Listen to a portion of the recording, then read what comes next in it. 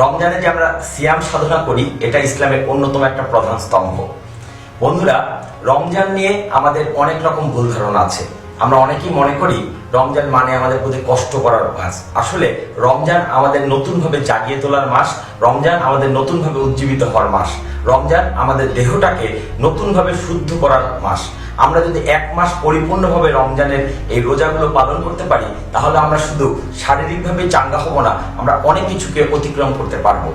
এই যে রমজান আমাদের মধ্যে এসেছে, আমরা যদি এই রমজানটাকে পরিপূর্ণভাবে কাজে লাগাতে পারি, তাহলে আমরাই শারীরিকভাবে আরো বেশি চাঙ্গা হয়ে উঠতে পারি। বন্ধুরা, আমাদের শরীরে প্রতি মুহূর্তে বিপাক ক্রিয়া চলে। এই কাজের মধ্যে একটু রেস্ট দরকার, বিশ্রাম দরকার। রমজান হতে পারে তেমনি একটা সুযোগ। রমজান যদি কেউ ঠিকভাবে পালন করতে পারে, তাহলে সে অনেক রোগ থেকে মুক্ত থাকতে পারে। এমনকি তার শরীরে যদি কিছু রোগ বাসা বেঁধেও ফেলে, এই রমজানের উসিলায় সে রোগগুলো থেকে সে মুক্তি পেতে পারে। রমজান মাসে আমরা সূর্যোদয় থেকে সূর্যাস্ত পর্যন্ত একটা লম্বা সময় খাদ্য গ্রহণ থেকে বিরত থাকি।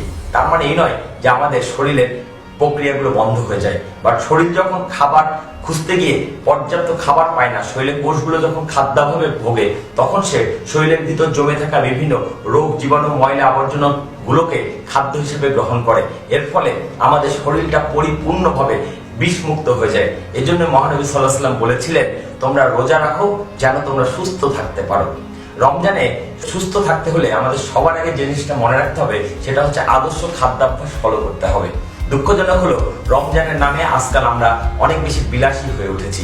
আমরা যা পাচ্ছি তাই খাচ্ছি। সারাদিন খাদ্য গ্রহণে বিরত থাকলেও সন্ধ্যার পরে যখন আমরা ইফতার করতে বসছি, তখন ইফতারের নামে আমরা যা কিছু খাচ্ছি, সেগুলো না খেলেই বরং আমাদের শরীরের অনেক বেশি ভালো হতো।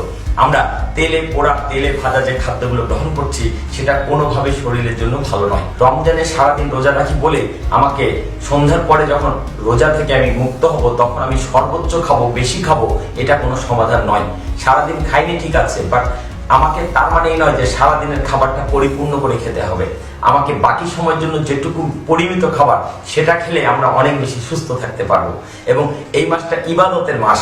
আমরা যদি পরিমিত খাই, তাহলে আমরা শারীরিকভাবে অনেক বেশি ফিট থাকবো এবং আমরা অনেক বেশি নামাজ আদায় করতে পারবো, অনেক বেশি আমরা ইবাদত করতে পারবো। আর আমরা যদি বেশি খেয়ে ফেলি, তাহলে আমাদের শরীর ভারী হয়ে যাবে, আমরা অলসতা বোধ করব, আমাদের মধ্যে ঝিমুনি আসবে এবং আমরা হয়তো পর্যাপ্ত ইবাদত করে এই রমজান মাসের যে সওয়াব কামানোর সুযোগ, সেই সুযোগ থেকে আমরা বঞ্চিত হব।